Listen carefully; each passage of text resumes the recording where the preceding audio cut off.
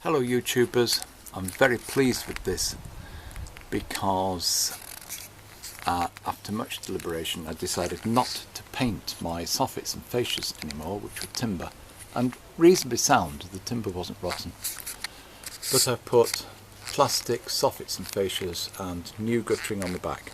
I'd already got new guttering on the front, and I've managed to get it up and get it looking reasonable. I damaged 4 or 5 of the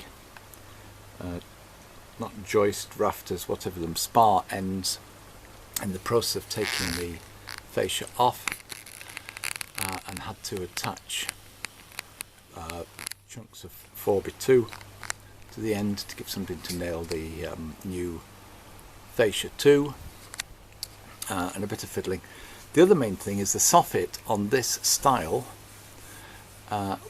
Basically the one I bought was too narrow because it's not flush to the bricks except at this very corner, but it runs right over the top of the window frame, right over the top of the brickwork in the middle, and so the soffit can be much wider than the strip I bought because it can go right back halfway towards the cavity, resting on the brick part, and in this case it just about reaches onto the top of the window, and at the front it didn't quite reach far enough. I've had to trim it off with an extra plastic strip so it wasn't wide enough for the front.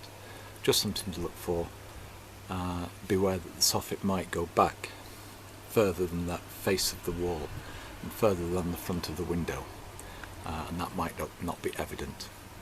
The fascia bit, the vertical drop, was the same height as the wood, but there was a batten, and the batten was used to just lift that bottom course off tiles. What you have to do, take the gutter off, push the last row of tiles back up to relieve any pressure on the wood, and what I did was I made the mistake at the back of dropping the soffit down first and then trying to prise the fascia off the front of the spars and thus damaging them. And what I did do at the front was left the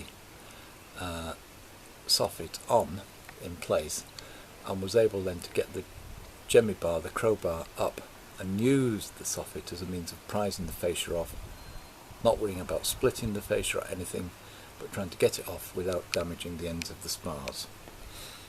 And as I say, the biggest thing is when you're prising up here over the window. I did touch the glass a couple of times. Be very careful. It would be very easy to break the window, and then you've lost all your savings. You might as well have paid somebody to do it. I may have got just too much fall on the gutter. It's not a problem at the back with it being a sand textured tile. The water flows fairly slowly off it, and it's not overshooting the gutter in the last downpour we had. But there is plenty of fall at the back, slightly less fall at the front. Anyway, that's gone back together quite nicely, but as you can see, it could not be simpler.